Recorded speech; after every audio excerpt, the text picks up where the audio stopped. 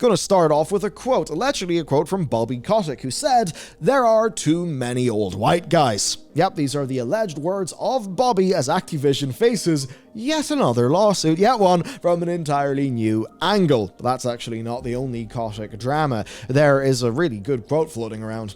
"Bobby's decisions made our games worse." A pretty damning indictment as former developers from Activision Blizzard are reacting to Bobby's departure and basically just getting to sound off thinking they're probably safe to do so. Essentially talking about how he was personally responsible for things like developers not getting the support that we needed. And all this is happening as Hearthstone gets yet more bad news. Yes, bad news as it is about to hit its big 10-year anniversary, which is kind of rough.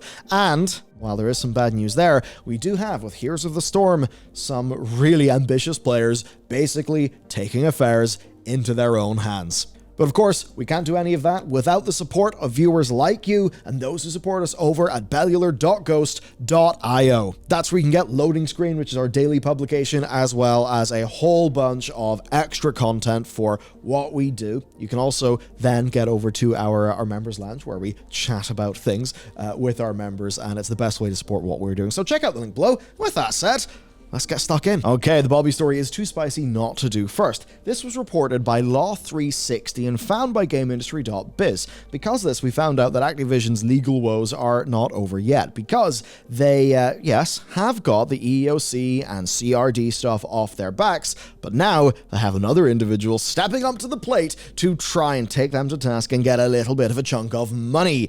And this is quite interesting because Bobby is one of the main points of this lawsuit, but not really for reasons that you would think. Because, well, here's just the claim. Statements Bobby Kotick allegedly made at a leadership conference that the problem with Activision Blizzard is that there are too many old white guys. Now, does that sound like Bobby? Who knows? Here's the deal, though. One of the aforementioned old white guys, a 57-year-old Activision executive in their central tech department who was let go in August 2023 after a 9-year tenure, has seen or heard this statement from Bobby and then basically alleges that these remarks were made by Kotick and that they contributed to 2 other executives leaving based on the ageism of what he said. This person was then recommended as a replacement for one of those individuals, but they were passed over in favor of a younger non-white employee who then became this executive's manager. That manager is then alleged to have created a hostile work environment for this person, leading to a low salary increase that would have been based on merit. And at the same time, he then accuses another member of staff of making false and defamatory remarks about him filed with Human Resources that he then filed a complaint against himself. And he says that his accusation was ignored and not taken seriously. Then in August 2023, he and 6 other men, aged 47 or older, were cut from a team of 200, which is being framed as being a disproportional thing. Here's the quote: "Activision placed profits over people by terminating the older, higher-paid executives." Now, while we don't usually talk about this sort of thing in terms of executives, even take a look at the BioWare story where actually, yeah, they did fire disproportionately people who had been at the company longer, therefore I suppose would naturally be older, and, had, well, like foundational experience on titles like Dragon Age and Mass Effect, which I'm sure will absolutely not bite BioWare in the ass later on. Now, as for Activision's rebuttal, they responded to outlets with their equal employment policy, which does include that they will not, discriminate based on age, race, or any other immutable characteristic. Now, the idea of them doing some form of discrimination based on some form of characteristic is something that we can sort of process via recent lawsuits, where of course you got the EEOC and you've got the CRD. Now the deal with those, right, is that those are like mostly settlements. You know, the recent thing with the CRD, that was a settlement. So what does that mean? Does it mean they didn't do anything? I wouldn't say so. It means that they settled, which probably means they felt it was worth settling. So there was seemingly enough of a pattern of discrimination that both groups were able to achieve, compensation for the affected classes of individuals in their settlements. So that's what we learned from the suits. And of course, the idea of like ageism being something worth talking about. I mean, that is fairly relevant. Now, in the wake of those lawsuits, Activision basically released this like population summary that covers them in 2022, which is when this person was still employed at the company. where you basically see the gender representation, recruitment by gender, retention by gender, race, and ethnicity representation in the US, and basically all that stuff being US based. Now, there's actually no information in age here. One could maybe say that means that age is actually something that they're not reporting on, and of course, therefore, a target for a suit that is claiming that they're not protecting staff enough. But to go back to the point made by the suit, Activision placed profits over people by terminating older, higher paid executives. That is obviously something we've seen a lot. We especially saw that happen at Bungie. Of course, whenever you say executive, you naturally think about the C-suite, like the chief executive officer or the, chief operations officer. An executive could mean, say, an executive producer on a game title, an executive producer on, say, some technological thing that they're doing, which I believe is probably where this person is fitting in. And so going from a very mercenary point of view, as we've seen with Bungie, as we've seen with BioWare, and as the CEO of Insomniac was clearly musing on in some of those leaked documents, the tough thing is that generally the older people will be targeted, because older usually means more tenured, usually means more experience, therefore more compensation. And if you were to say that the sort of, ethnicity balance of the games industry has changed over the last 20 years, and, it was basically the white boy club 20 or 30 years ago. I mean, obviously some would still say that it is the white boy club right now. It would then be targeting those people just because, well, it's like a natural sort of fragment or whatever of the data set. So anyway, this person has filed their lawsuit against their old boss.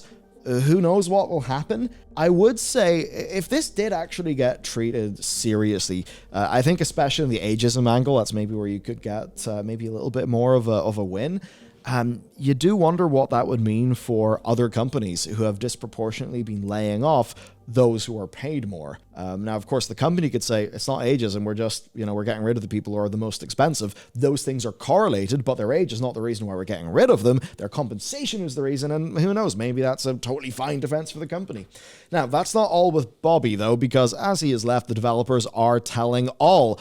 Just a few little things. Of course, Bobby's gone. Staff are really happy to talk about this. An ex-Demonware developer, Christina Pollock, said this: "I worked on COD for 2 years as a programmer at Demonware. Bobby's decisions made our games worse." There, of course, were numerous other examples across social media. Ones ranging from Bobby asking to speak to one of the WoW teams and wanting to make donuts for them, and I believe buying the donuts from a donut company and arriving with a kind of ludicrous amount of donuts, all the way to one of the more recent problems, which is the launch of Overwatch 2 onto Steam, where everybody knew that it would be a total goddamn disaster. The game's free to play, and that means anyone could just click the button to get the game, and even if they wanted to make their review look legit, they could just have it idle on the main screen, rack up maybe 7 hours of playtime, and then give it a negative review.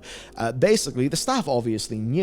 And we have an example of that with Andy Belford sharing the community team's experience, saying that they were tasked with handling the Steam forums and reviews, basically as the company is moving on to Steam, and this was sort of outside their usual job description. So it was something new that they had to deal with. They also knew what the response would be.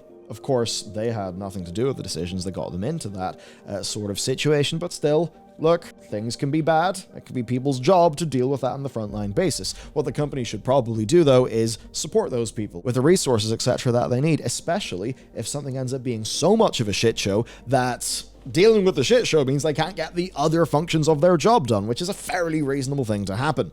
Well, what happened? The answer is nothing happened. Yes. And Andy said, breaking my silence to share a fun fact. When we planned Overwatch 2's launch, my team warned months in advance about all these problems with the review bombing, and essentially just said, at this company, shit flows downstream, usually landing on the lowest paid, most overworked people, management being too busy reacting to wildly vacillating direction and decisions that made zero sense. He says that at the end of everything, the player and worker experience meant nothing to the C-suite and executive leadership, that it was all about that quarterly earnings call. And it's again one of those times where the new pattern is players and developers are losing out. both of which are very important to these companies. So who knows? Maybe if we band together a little bit more, it could be useful. Anyway, the framing here is certainly like CEO, C-suite being fairly responsible here.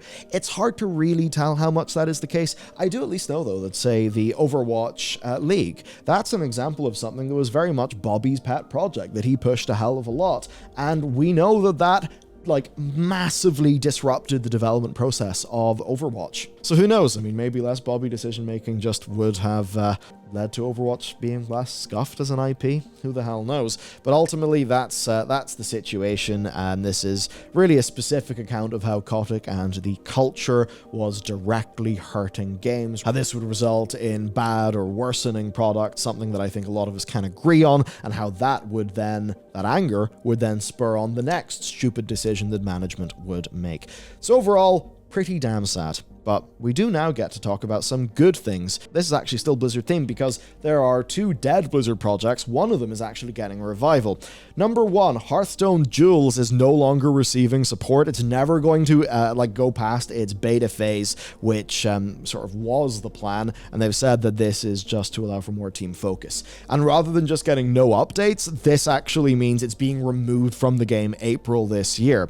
The devs basically pointed to Battleground Duos and Duels Treasures for Arena as being similar experiences for paired play, but of course this core mode is going. So what's the benefit of this? They say the benefit is that they can shift their resources onto the other modes that are working. Now this is interesting. It's actually following the removal of the static classic mode in June 2023. Now that then got a full replacement with the twist mode, and of course that's something that followed the decision of Mercenaries mode, basically going into maintenance life support mode in February. And that's overall just in a year where esports support from Blizzard was kind of downgraded.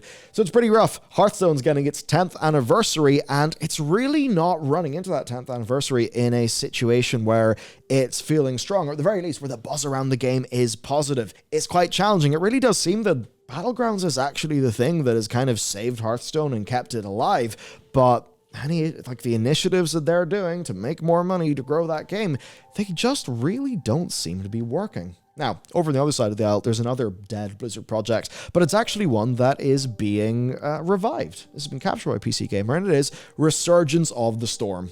And this is absolutely fascinating, and it's bigger than many would expect. This is not just about creating HOTS within the StarCraft 2 engine, which of course HOTS originally grew out of because HOTS was supposed to be just a cool StarCraft arcade map and then just turned into its own game. But basically, they're doing this. They're doing reworks for characters and even heroes that Blizzard never actually published. This has been 4 years of development and a year of testing, and it's now out for people to try. Now, they're very quick to say that this is not a full standalone replacement for HOTS, that they are limited by the StarCraft 2 engine, but hey, it's pretty cool. There's a big push here for, donation support like that to perhaps fund them being able to do more things. They've actually achieved their donation goal, which does go to show, there's hunger from people, right? People want to do these things. The problem is, for old Blizzard anyway, it had to be $1 billion thing. Something couldn't be a small-ish, healthy success. We know that StarCraft 2 Legacy of the Void, was a successful profit-generating game. I know that. And it's actually based on it being that the Stormgate crew have felt comfortable doing what they're doing now. It's just that with StarCraft 2, it wasn't enough money. Wasn't enough. It had to be bigger, and that's why Blizzard wasn't able to continue making real-time strategy games, the bread and butter of the studio that actually put it onto the map, leading to basically Team 1 being dead. Ah, dear. Anyway, speaking of Team 1, Warcraft 3 Reforged, there's something pretty cool coming soon. It's actually out now. I'm going to be playing it. It is basically a Warcraft 2 remake, and I can't wait to bring that to you in a future video, so be subscribed for that. With that said, though, thanks for tuning in. I'll see you next time.